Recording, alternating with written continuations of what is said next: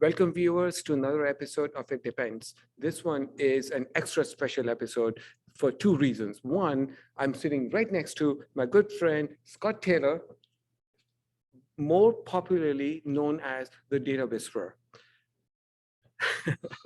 The second reason why this one is so special is because we are sitting right inside MIT campus in a common space. And so if you see people walking by, then you know this is like a private, not a private place.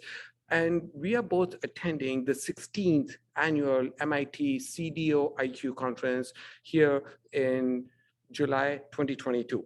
So with that, I am delighted that I get a chance to hang out with Scott. This is fun. Great to see you. Glad we're doing this in person here. Much more fun than just Exactly. sort of behind And the this is, Zoom. yes, and this is impromptu. So we are going to open it up, and I'm going to start by asking Scott, please introduce yourself. Scott Taylor, the data whisperer, help calm data down. That's what we do in the data management side of the space. But I love to talk about how people talk about data. And I'm certainly here at this conference to hear some interesting data stories, hear how people position what they do, what kind of terminology they use, what kind of spin they put on it. Right. And it's a great place to figure it out. So let's get started. What is the difference between data, metadata, reference data, and data management? I guess data is like the biggest category, right? All those things kind of like the phylum level, right? Everything like flows under data. Master data, the most important data any organization has. That's the way I think about it. The nouns of the business, what all your other data is about. Reference data, those key values that are used to standardize stuff. Metadata, data about data. Metadata, data about data about data.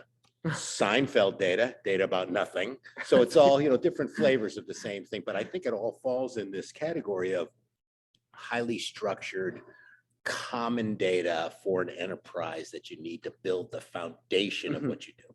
So if data is a noun that describes something, what would you call the verb when we take some action? Is there?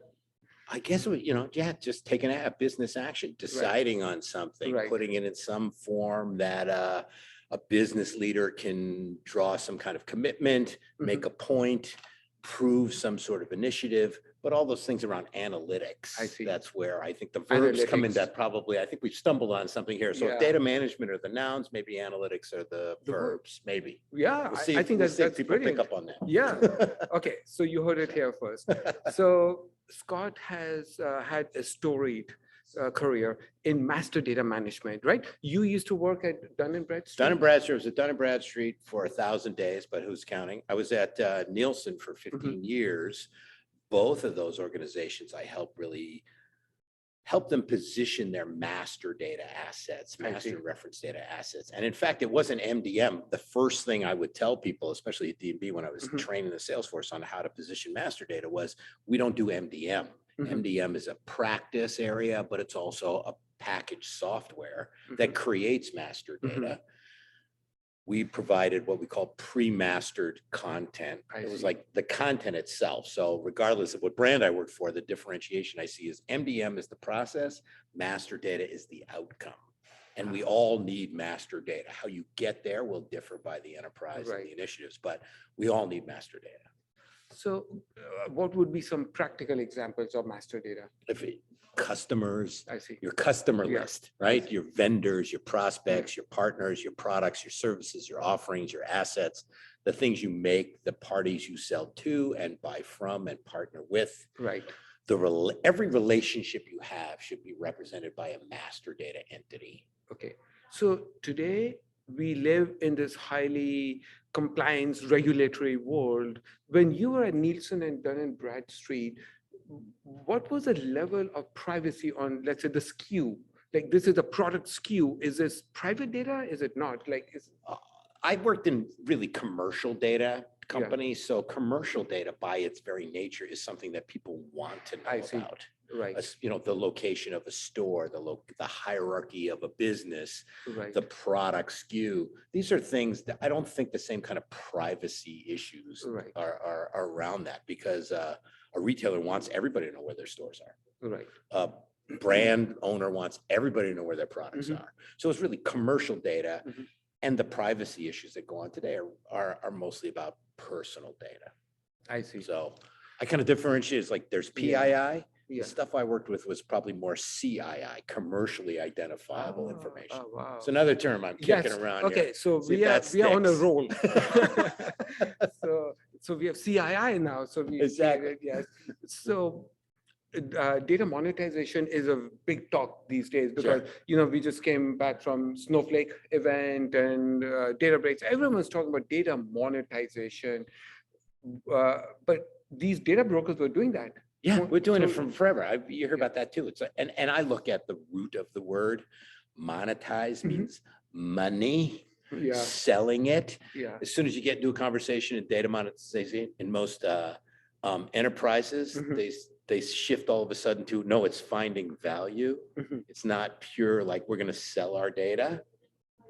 So I think even that term is a little bit misleading at the end for enterprises who are looking to monetize their data, because even though getting value, everyone's favorite way to do it is cash. That's not necessarily how a lot of these companies are monetizing. So how are they monetizing? They, in some form of, they're taking that data and then they're putting it in some kind of service that then creates the monetization. So it feels like the monetization moniker is a little bit stretched, but you're right. The data brokers, Nielsen been around forever. D&B been around for even more than forever. They were licensing data. And that's what I feel are true data companies who have data as their product that they then license to other parties. So when you worked for these companies, did you have to deal with data contracts, data usage agreements? Like these are big topics these days. Yeah. Because we talk, when you license, let's say you're licensing some master data to an enterprise. At Nielsen, we dealt with this a lot. We created this right to use structure. So if you license it, can you use it in the whole enterprise? Can you just use it for these use cases? Can you use it for, now my view and my philosophy was always the more value somebody's going to get out of one of these data assets is directly proportional to the exposure it gets across the enterprise. And in certain cases, when you can share it between companies, again, data sharing is really hot these days. Yeah. Been data sharing since pre-2K. So it's the world's catching up with a lot of the things that a lot of these data companies have been doing forever. So, but you do have to somehow monitor that. You can't just if you are licensing data, you've got to protect it. You've got to understand what the right to use are. What is the license? You have a license. And we had to explain that all the time. It's like, I have this data. How come I can't just give it to somebody else? Correct. But because in the data business, I think possession is 0/10 of the law. Just because you have it doesn't mean you can give it to somebody else. Right. One of the lead licensing lawyers at Nielsen had this great analogy where he would go, okay, if you go to a fast food restaurant, you can get all you can drink out of a soda cup. You can go up to that fountain and fill it up whenever you want to. You can't give that cup to somebody else. You bought that cup for the right to use, to gain access to this soda within this defined environment. You can't take the cup, go home, come back again later the next day. So that kind of analogy helped people understand how to. And these are true data monetization elements that everybody should understand. So now we are at the CDO conference when this concept of CDOs didn't exist till a few years ago. Yeah. So what was the org structure like? Was it centralized, decentralized? And who was responsible to ensure that this cup is not being reused by everybody in the company? It was pretty much in the CIOs. I see. CIO and in a lot of cases CFO. I see. Okay. A lot of these data initiatives started, again, if you go back to the 90s and the 80s and so on, it was the CFO owned data. I see. And master data really started in finance, chart of accounts, yes, list of customers, before marketing was all over it and brands were all, it was still, we need a list of customers. We need a list of partners, what are our products, those kinds of things. So really came from kind of the finance and the IT part. That's great. So viewers, if you are following the Data Whisperer, then most of you would have seen his book called The Little Red Hen. The Little Red Data Hen. Yes. Yes. So today I feel like I'm playing the role of his grandkid, and we are recording another episode where I get to ask you questions. Yes. Little Red Data Hen. It's on YouTube. It's on my LinkedIn profile, I read my grandson a cautionary tale about the lack of stakeholder engagement for data governance. You should check it out. It's a very quick and I think to the point, but with a little humorous intent message, which says data governance is the whole company's job. Everybody's got to get involved. So, Scott, is there a new version release of your Little Data Hen? It's funny you should bring that up because I was with my grandson all last week, and he calls himself Data Whisperer Junior, and even though we skipped a generation. And I have a new script, and I'm driving him back from his house, and we're coming to my house, and I said, "So you want to do another video?" He goes, "Pop, maybe next time." Oh, so wow. it's like, all right. I don't want to push too. I asked him 2 more times just to make sure, but he's asked him, so how many views do we get? How many people have seen it? He's 5 now, so he's already talking about the views. So connected to the social world. He's like tracking. He's hearing about it. Yeah. So he doesn't have his own account yet, but he likes to know how many people. Like, how do all these people see it? What countries are they? You know. Oh wow. I said, "You sure you don't want to do another one? Maybe next time." So your grandson hasn't asked you what kind of demand gen is no, going to get? No. He says like top of the funnel. Yeah, none of that. We haven't gotten that far yet. I see. That is great. So one of the hot topics these days is data mesh. Yes, it's white hot. White hot. When you say it's like super hot. What do you think about data mesh? I think again, I look at the stories behind the stories. Yeah. So for me, data mesh is this concept from this independent voice, right? Samak is kind of the high priestess of data meshness, and she's got her devoted data meshy followers. Yeah. And they follow these, 4 tenets. Yes. And what I find really hysterical is that vis-a-vis your alma mater, Gartner's view, which is they don't want that word to take root. They don't want it to get a lot of traction. So they're on the data fabric side. And it's really, I think, from the bleachers, hysterical to watch this battle for imagery in the industry between data mesh, which seems to get a lot of traction and has this sort of groundswell and anti-establishment undercurrent versus data fabric from, the high on the ivory tower from Gartner. And what I found really telling is last week, Gartner published their hype cycle, and they had data mesh on it for the first time. And it was stillborn. It was dead on arrival. It was obsolete on the first instance. Meanwhile, we're here at this conference. There are 5 sessions with the word data mesh in the title. There are 0 with data fabric. So take that, Gartner. We'll see how that happens. But technically, when you get behind, under the covers at how these work, I don't go that far because I'm not a technical guy, but I love watching this battle here. And I think it's hysterical. Go meshies. I'm rooting for the underdog. That is good. And if you think about it, well, a mesh is a type of fabric, only it's sexier. Maybe that's got something to do with the poetry too. I don't know. Yes.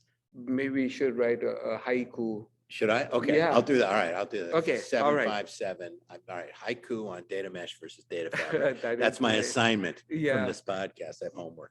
There you go. So since we're talking about some of these data related issues, one more that I find a lot on LinkedIn, a lot of posts is data modeling. So you dealt a lot with master data. What was the data modeling process then and now? Has it changed? Is data modeling as important and critical as it used to be then and now? What's new in that space? I mean, again, not being a practitioner, the techniques I'm sure have evolved, but the purpose of it is still critical. If you don't have that data structured, I know there's lots of value in unstructured data. I know people think it's the biggest, that's what big data is, right? Lacks structure. Right.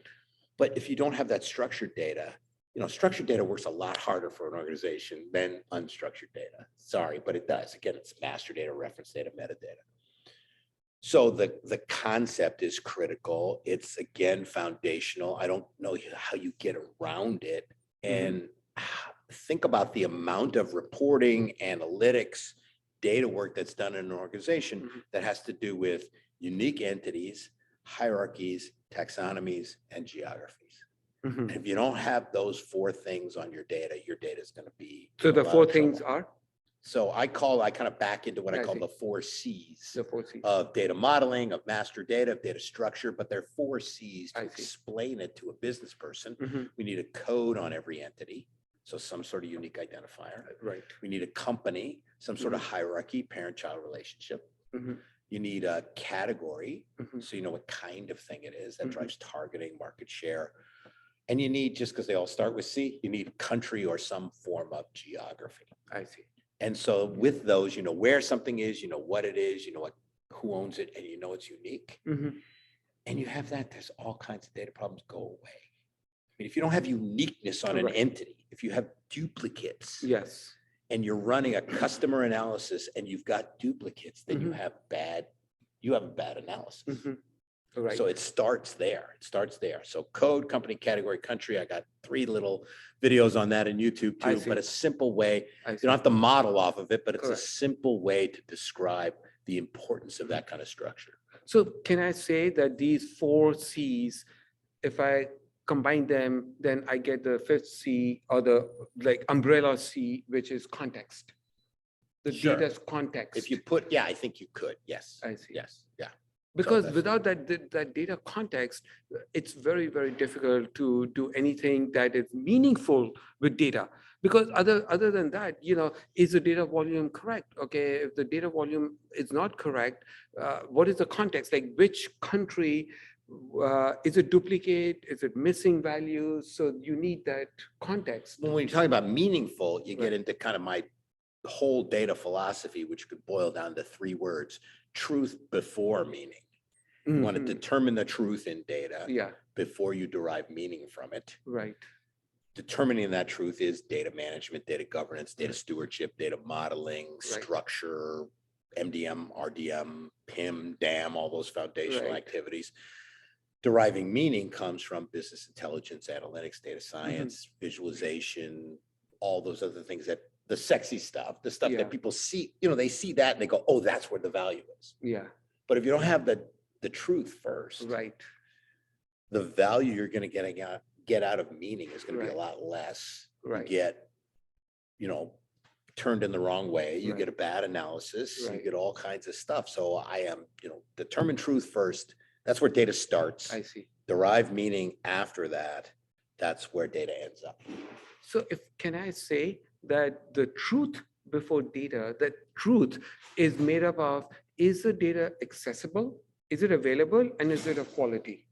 Yeah, and I would go in the reverse order, right? Yes. Yeah. Is there quality in there? Can you trust it? Is it structured the right way? Right. In something like a customer master, do you have unique records? Do you have parent-child relationship? Do you have a taxonomic category? Do you know the geography? You know, again, those 4 C's. You have the basic stuff before you do something like create a quarterly report, sales penetration, you know, customer churn, quote to cash analysis. All those things come from all those piece parts. Right. And if you don't have those foundational piece parts, you're not going to get the answers you're looking for.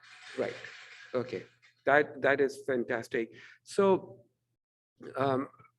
the work that Nielsen and DNB do, going back to them, is that the data marketplace? What is the difference between data sharing, data exchange, and a data marketplace? Oh, that's a great question. So, you know, data sharing, I think, comes between any 2 parties. It's not sort of syndicated, right? You're not necessarily licensing it. You're not looking, you know, there may not even be a client vendor relationship. Data marketplace, you know, is, as it suggests, a place where buyers and sellers come with their content wares. I forgot the middle one. Exchange. A data exchange. Is that so? I don't know the terminology around the difference between a data exchanging data would be sharing, but a data exchange, how's that different than the data marketplace? I'm not sure. I would think. What do you think? Yeah. Okay. What do you think? So data exchange to me is a more controlled, trusted partners. Oh, so you and I have an agreement, like it's like supplier and vendor, or a company that's buying parts. You know, so we are part of an exchange. It's a very small, trusted network for an industry. Let's say. A data marketplace could be: here is my data. I'm DNB. I'm producing the data, anyone can buy it, but we will still have a contract, so still trusted. But marketplace is anyone, and exchange is more of like a consortium. It's, you know, and sharing to me is the the mechanism, the technology that's making it Oh, possible. all right. Okay. So So- different. Yeah. So, Yeah. so, okay. So one of the differences that between like Scott and I, Scott has spent his entire life very business focused, and I do more technology focused. So it's a good. Yeah, it's nice. Complementary I spend a thing. lot of time on the Yeah. why. You spend a lot of time on the how. I look Right. at those two things too. You certainly can, Yes. talk. We can talk our way Right. through both of them, but Yes. there are those parts that I've found that Yeah. it's always important to have Right. partners around. Correct. Why are you doing something? Right. But then now we got to get it done. Right. And the why becomes so important when you're Right. talking to the business side.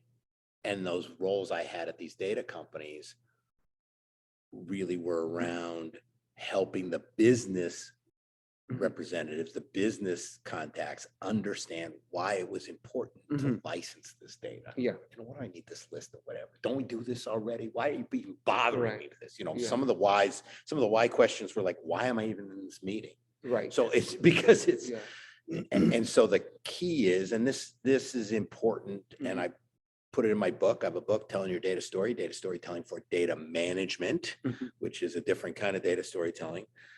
And it's there to help enterprise data leaders sell in the Mhm. importance of data management to their organization. And a lot of it is around determining and articulating why it's important for an organization to support and invest in the data management side, in the determining the true side. I think they have less of an issue with the deriving meaning side, because Mhm. again, it's very sexy. A lot of, data scientists and a lot of buzz and hum around what those capabilities are. But data stewardship doesn't get a whole lot of folks excited. Data governance sounds like it's the police coming Yeah. in, master data management, as much as passionate I am about it, isn't Yeah. new. Correct. So Right. there's a lot of things that I felt like needed a voice. And there were a lot of folks out there, practitioners, who I feel need help in creating that voice for their organization to talk Mhm. about why data management is so important. I see. How long ago did you write this book? I wrote the book during COVID. It was my COVID Oh, project. wow. I So see. it's still out there, still selling well from my publisher. It's available on technicspubs.com Right. and also on Amazon. And it was great. It was a great kind of exercise to do, to really just. Yeah. Data storytelling. Is there some overlap between data storytelling and data literacy? I guess so. That's more on the data. Part of my thesis of the book was there's two types of data storytelling that kind Okay. of like line it up. And again, it Right. maps directly to determining the truth and deriving meaning. So there's like 30, 40 books out there about data storytelling for analytics. I see. Frankly, I think it should be called analytics storytelling, but we're not going to change the name Right. anytime Yeah. soon. And it was around how do you put data in a business context to drive an action, visualization, and literacy in terms of understanding what the data is telling you. Mhm. I felt like there was a room for a second kind of data storytelling about why data is important to manage, stories about the data, the creation of it, the stewarding of it, the governing of it, the scoping of it, and how that value that you from those exercises help increase the value of the other kind of data storytelling. So two types of data storytelling: one with data, which is business intelligence; one about data, which is data management. So the one about data, you felt that story had not been told. Had not been told in any kind of Oh, wow. syndicated way. So Right. that was from my years of Mhm. working at those companies. I talked to every kind of enterprise at every level of data maturity and every category all over Earth. I mean, limit my scope here, but and you start to hear the same problems. We have silos, we can't, our the quality is lousy, nobody understands us. Right. The business side doesn't want to even deal with data governance. You keep hearing these things. It doesn't matter what category somebody's in, what sector they're in. They still have banks have it, media companies have it, startups have it. So I saw that commonality and just tried to articulate that in a book form to help my thought leadership and also give people a chance to tell that better story to their organization. So I want to go to some practical real life outcomes. So I'm sure you got a lot of feedback from your readers. Is there any anecdote you can share where somebody read your book and said, aha, a light bulb just went on. This is what I was missing. And if I do this, then my data quality goes up. Is there something you can share? And it was more directed to, okay, if I do this, then I get support I need, engagement I need, stakeholder involvement I need to help me with my data quality initiative. So it's more that, because again, it's a storytelling book. Yes. How do you tell the story? Right. Why is the story important? Right. And I say right up front, look, I don't touch anything. I'm not technical. Right. You know, I'm great at conceptual. I can talk myself through logical, but I don't get physical. Okay, to use those three phases. I don't touch anything. And logical. That is the space you and mostly conceptual. And sometimes I even just sort of get symbolic and philosophical almost, that kind of high level. How do you get the CEO of your organization to care about this? Correct. So the anecdotes that I got are, one was that, one nice one is that people realized the pain they were suffering. It wasn't their fault. They're not alone. It's the nature of enterprises. And I say this really early in the book. I try to identify the classic symptoms that people have when they don't have the right kind of data quality and data management. And that resonated with folks. It's like, okay, it's not me, you know, and it's not them. It's the nature of enterprises. If you are an enterprise, you have enterprise data. If you have enterprise data, you got enterprise data problems. Period. Right. Another one was focusing on this why, letting people understand that when you've got that board presentation or the 10 minutes with the CEO, or you're going to talk to the sales organization about data stewardship, do not start with how it's going to be done. They don't want to see a data model. They don't want to hear about your software. They don't want to hear about all the 30 different ways you tried before you got to it. They want to understand why this enables the strategic intentions of their enterprise. Why is managing data going to help me get the company where I already want it to go? And that technique I learned from literally selling this stuff. Right. Because when you walk in, and I was in front of more than my share of CEOs at Nielsen and D&B, they don't want to hear the bits and bytes and the techniques, and they, you know, that's for somebody else. They want to know, why is this important? Why are you bringing this to me? So it feels like the work you are doing with data storytelling becomes even more important as the IT leaders now have a seat on the board, and they're sitting at the same table with the other heads and other C-level suite. So they cannot be dabbling in this deeply technical jargon. They need to translate that technology speak into business speak. Absolutely. If you want to work with the business, you got to speak the language of the business. Right. And if you're sitting there as a CDO with the CMO, with the CFO, with the chief sales officer, those people tend to tell better stories than you do. I mean, if you're a marketer, your job is to tell stories. If you're in sales, you don't tell the right kind of stories. You don't make quota. So just the techniques of it, they're already better than you. Right. So I hope I'm scaring some people out there, because you've got to get better. You've got the goods. You know in your heart why. How do you articulate that? And I try to put together some exercises, some frameworks, kind of light stuff. It's not real heavy, but just some form of technique to help them tell those stories. So basically what you're saying is that you guys have the hard skills. Excellent job. Now make sure you develop soft skills. I'm all about soft skills. I'm a total soft skill guy. That's all it is. Excellent. Yes, this is the soft skill part of the job. Yes. So which is the harder part? You know, like I say, so, we met at the Airside conference. So one of the sessions I did was I got on the stage and I said, technology is easy. Processes are hard. That's right. Yeah, that was a great quote. Yeah. People are impossible. People are impossible. Yes. So that is the reality. Now, I have a question for you, Scott. Data quality is something that is so critical as we are trying to do more predictive analytics. Our data's got to be right. Otherwise, we'll make all kinds of wrong decisions in this competitive environment. Why is data quality so hard? Why have we failed at it for decades?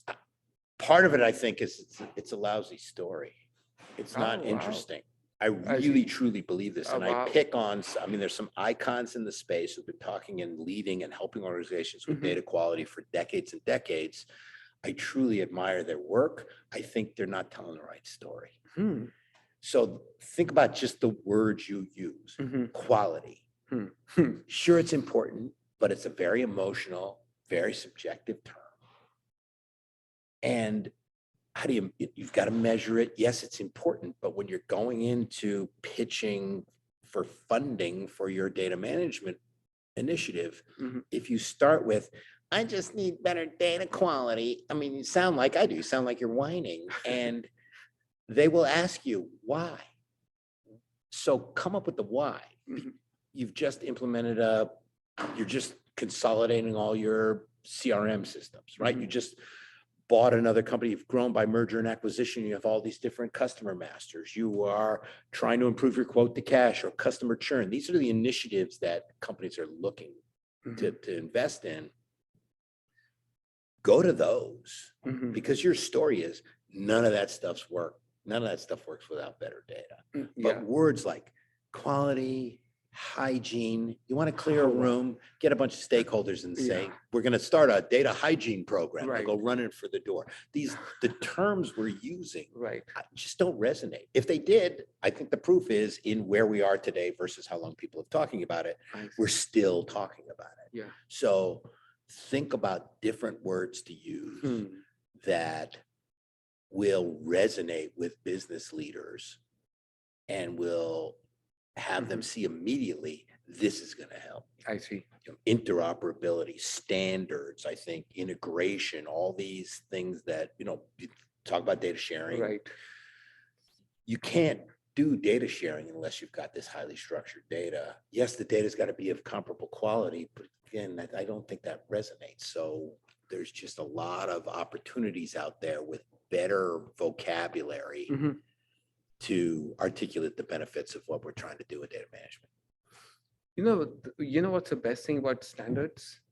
There's so many to choose from. Yes, Bada boom. We're going on the road with that one. Yes. So metadata, your company is called Meta Consulting. Why meta? Because we're about what it's about. We talk about how people talk about data. That was kind of the thing. And we're not changing our name to Facebook. It's not happening. Okay. But it's more around that. Okay, it's about, meta's about something. So it was just kind of a fun play on words. It's great. About what it's about. Great. If you were not doing data, what would you be doing? I think I'd be doing a lot of this creative stuff that I'm already doing. I don't know if I'd be a professional puppeteer, but I would certainly be somewhere in trying to do a lot of this creative content and things like that, because I just love it. And now I get to focus on that part of it, which is really fun for me.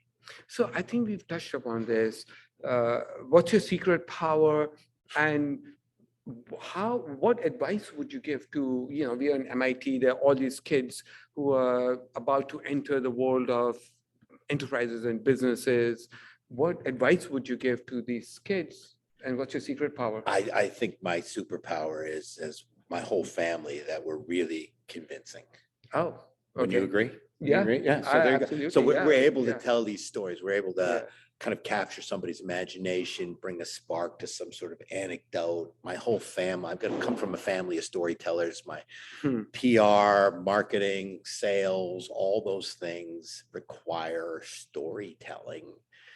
It's remarkable that at this point in my career, all of a sudden storytelling is a super hot thing. I wish it was that hot when it was, 30 years ago when I was starting, because I obviously have that skill. Right.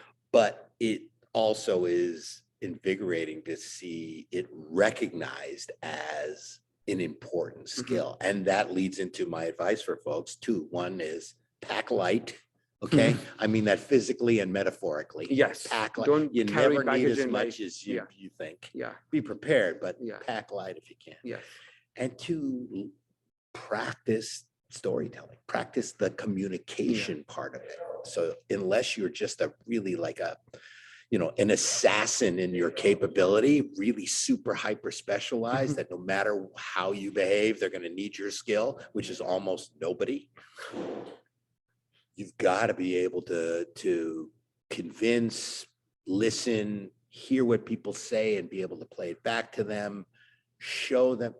For me, there's nothing more exciting than seeing somebody recognize the power of an idea, of explaining something to somebody and have them go from, I have no idea what you're talking about, to how do we live without this? Oh, wow. And that's, that's a sales journey, that's a marketing journey, but that's also something anybody can take in any area of business and IT and data, and be able to embody that, to have the folks you're dealing with support you, engage with you.